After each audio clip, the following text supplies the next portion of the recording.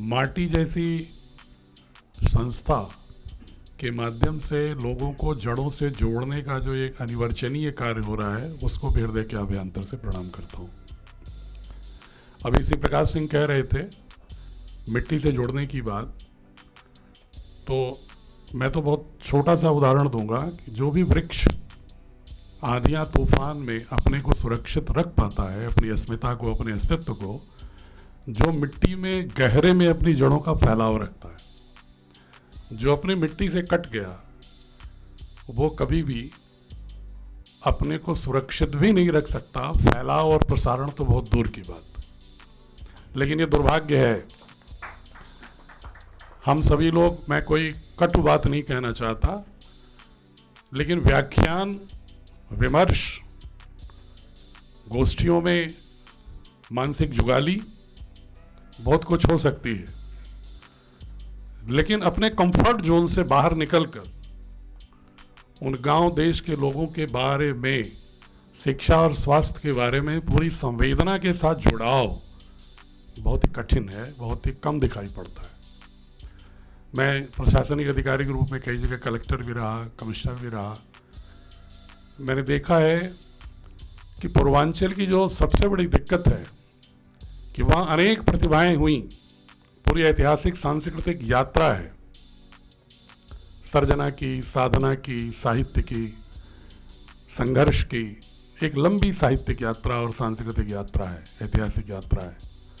वहाँ बहुत बड़े बड़े विद्वान अभी भी होते हैं। ऐसा नहीं जितनी विभूतियाँ यहाँ बैठी हैं और पूर्वांचल की विभूतियों को और गिनने लगें तो इंसाइक्लोपीडिया बनाना पड़े। लेकिन दुर्भाग्य क्या है, इंटेलेक्चुअल ब्रेन ड्रेन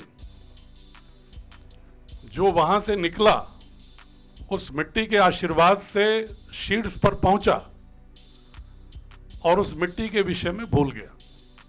कविताएं लिखा, कहानियां लिखी, बड़े बड़े अवार्ड्स मिले दिल्ली में और बड़े बड़े गोष्ठियों में, लेकिन जिन पर कहानियां लिखी, जिन पर कविताएं लिखी, जिन पर उपन्यास लिखे, उनकी दुर्दशा से, उनको विसंगतियों से बाहर, आयरनी से बाहर निकालने के लिए प्रयास नहीं दिखे।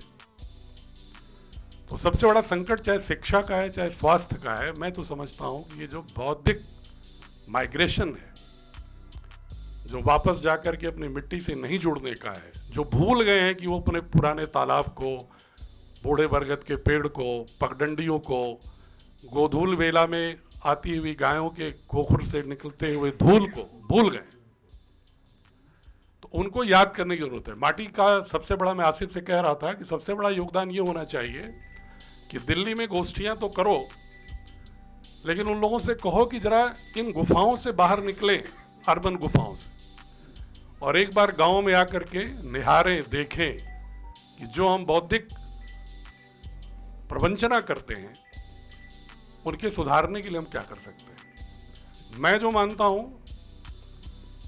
बहुत ही संक्षेप में, चूंकि समय बहुत कम है और भाषिक दक्षता की का पैमाना भी यही होता है कि आप बड़ी बातों को कम शब्दों में, कम समय में कैसे कह लें। ये आज परीक्षा भी ले रहे हैं ये आसिफ जी, तो कोई बात नहीं, परीक्षा की हमेशा घड़ी होनी चाहिए। मैं मानता हूं, जो चूंकि भारतीय शिक्षा बोर्ड का अध्यक्ष हूं और वर्तमान की संस्कृत मूलक भारत सरकार ने यह तय किया कि सीबीएसई के समानांतर एक ऐसा बोर्ड होना चाहिए जो आधुनिक ज्ञान विज्ञान के साथ प्राचीन भारत की ज्ञान परंपरा के साथ समावेश करने की, समन्वित करने की कोशिश करे, प्रयोग करे। मैं मानता हूं कि जितने भी चिकित्सक या शिक्षक विसंगतियों की बात कर रहे थे, पूर्वांचल की या पूरे भारत की शैक्षणिक और स्वास्थ्य व्यवस्था की, जो शीर्षक भी है पुनर्परिभाषित करने का, redefining education and health services, उसमें जितने मॉरल वैल्यूज की बात हो रही थी, नैतिकता की जो बात हो रही थी, उस नैतिकता की जन्मदात्री कौन होगी?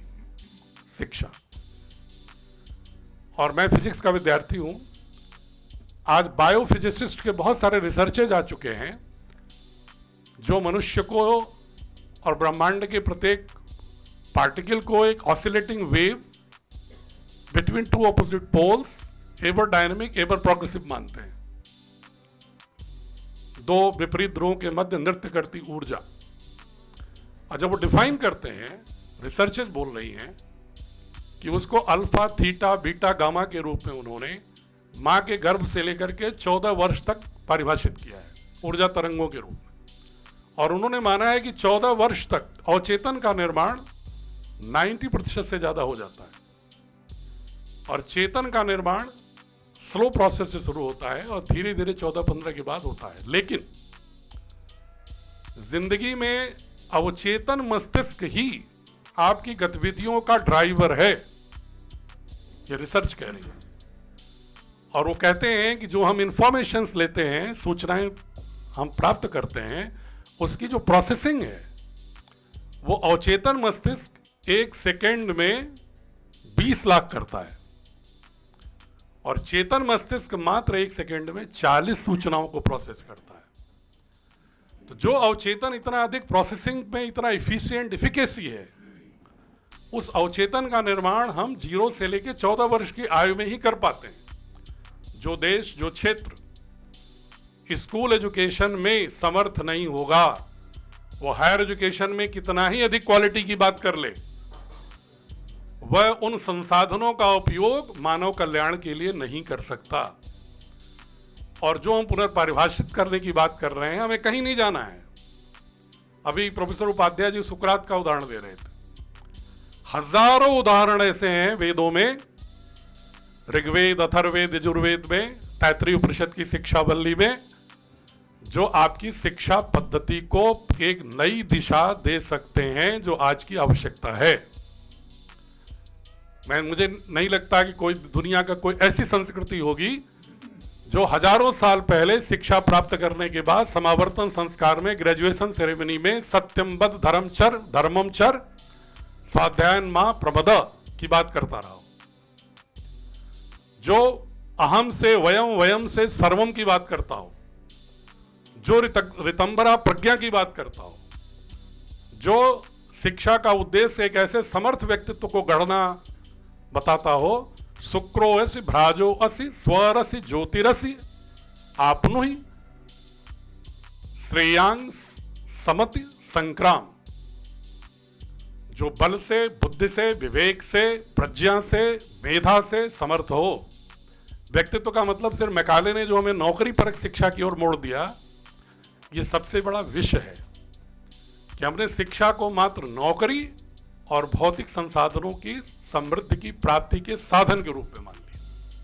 इसलिए आप चाहे कितने बड़े चिकित्सक हो, चाहे जितने बड़े प्रोफेसर हो, चाहे जितने बड़े राजनीतिज्ञ हो, जितने बड़े अर्थचिंतक हो, अगर आपके पास सार्वभौमिक उत्कृष्टता के मूल्यों का समुच्चय आपके अवचेतन में नहीं है, तो आप उसी तरह करेंगे जैसे न्यूक्लियर साइंस का अगर विद्यार्थी हो, अगर उसका मूल्य बोध भ्रमित होगा तो न्यूक्लियर बम बनाएगा, अगर उसका मूल्य बहुत अच्छा होगा तो न्यूक्लियर रिएक्टर बना के एनर्जी बनाएगा। तो हमें स्कूल एजुकेशन में ज़रूरत है, रूरल इंफ्रास्ट्रक्चर में ज़रूरत है। मैं अपनी प्रशंसा में नहीं कह रहा हूँ, लेकिन नौकरी के दौरान भी मैंने ये प्लान कर लिया था कि मुझे अपनी माटी का ऋण चुकाना है। इसलिए मैं वाराणसी का रहने वाला हूँ। बाबूपुर एयरपोर्ट से 10 किलोमीटर दूर मेरा गांव है। मैंने गांव में ही एक स्कूल खोला अपनी ज़मीन पर, और वहाँ पर वहाँ की 300-400 लड़कियों को जो आर्थिक संसाधन जिनके कम है, उनको मैं निःशुल्क गुणवत्तापरक शिक्षा देने का प्रयास कर रहा हूँ। इसी तरह मिर्जापुर सोनभद्र में मैं एक ITI खोल करके अपने निजी मित्रों के सहयोग से, संसाधन से मारुति पार्टनर हो गई है। जो मिश्रा जी स्किल की बात कर रहे थे, कोल कम्युनिटी के लोगों को हम निःशुल्क पढ़ा करके उनको जॉब से जोड़ने के लिए मुख्य धारा में जोड़ने की कोशिश कर रहे हैं। ये कोई एहसान नहीं कर रहे हैं उन पर, अब उस मिट्टी का ऋण चुकाने की एक छोटी सी पहल कर रहे हैं। जबकि मैं भारतीय शिक्षा बोर्ड के अध्यक्ष के नाते मुझे 20 दिन 25 दिन रहना पड़ता है दिल्ली में, लेकिन मैं अनिवार्य रूप से 2-3 दिन उस क्षेत्र में जाता हूँ उसे मिट्टी का ऋण चुकाने के लिए। मैं आपसे हाथ जोड़ के आग्रह इसलिए कर रहा हूँ कि आपके पास जो भी समय हो, ज़रूर अपने क्षेत्र के लोगों को दें। आपके पास मेधा है, प्रज्ञा है, आप अगर उसके बीच में जाएंगे तो कोई ज़रूरी नहीं कि आप इकोनॉमिक कैपिटल ट्रांसफ़र करें। अगर आप अपना इंटेलेक्चुअल और मॉरल कैपिटल भी ट्रांसफ़र करते हैं तो उनका विश्वास बढ़ेगा और माटी संस्था का जो असली उद्देश्य है वो पूर्ण होगा। और अपनी संस्कृति से जुड़ें, शिक्षा को कर्म से जोड़ें, वोकेशन से जोड़ें। जैसे पहले हमारे 14 विद्याएं और 64 कलाएं, हमारे शुक्र नीति सार को देखेंगे तो उसमें वोकेशनल और एकेडमिक का कोई सेपरेशन नहीं होता था। विराट जो गुरुकुल की परंपरा थी उसमें एक समग्र शिक्षा की बात थी, जो new education policy holistic education की बात करती है। तो हमारे जो विराट गुरुकुल की जो पद्धतियां थी उसको वर्तमान परिप्रेक्ष्य के अनुसार हमें पुनर्परिभाषित, पुनर्स्थापित करने की ज़रूरत है। और साथ ही हमें शैक्षणिक इंफ्रास्ट्रक्चर में सरकार को भी पहल करना होगा और अधिक। माननीय सांसद जी भी आए हैं, हम भी सिस्टम के अंश रहे हैं, इसलिए कभी सिस्टम की आलोचना नहीं करता। लेकिन ये अगर समालोचना की दृष्टि से देखें तो वे देखना होगा कि नर्सरी से लेकर के और 8वीं कक्षा तक की शिक्षा को, जो मैं अभी रिसर्च की बात कर रहा था, उसमें सरकारों को और अधिक निवेश करने की ज़रूरत है, गुणवत्ता में भी और अवस्थापना सुविधाओं में भी। और CSR, अंतिम बात मैं कह रहा हूँ, कॉर्पोरेट सोशल रिस्पॉन्सिबिलिटी की बात और गवर्नमेंट की बात हम बहुत करते हैं, लेकिन मैं एक शब्द अक्सर प्रयोग करता हूँ, ISR, इंडिविजुअल सोशल रिस्पॉन्सिबिलिटी, जो सारे धर्मों की आत्मा है। सारे धर्मों में इसकी बात की गई।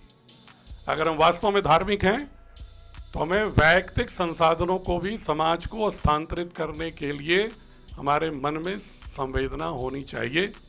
इन्हीं शब्दों के साथ, कभी आपसे पहला परिचय है, मैं जो प्योर कह रहे थे, मैं तो वाराणसी का ही रहने वाला हूँ, बाबा विश्वनाथ की नगरी का। आपसे किसी न किसी मोड़ मुलाकात होगी। जो लोग उधर क्षेत्र में आते हो कभी बनारस और मिर्ज़ापुर साइड में क्षेत्र में, उनका स्वागत भी है। हमारे साथ जुड़िए, हम आपके साथ जुड़ेंगे, काफिला बनेगा और धीरे धीरे इस क्षेत्र में जो हम लोग बोलते हैं उसको परिवर्तित होते हुए ज़मीन पर भी देखेंगे तो और खुशी बढ़ेगी। बहुत बहुत धन्यवाद।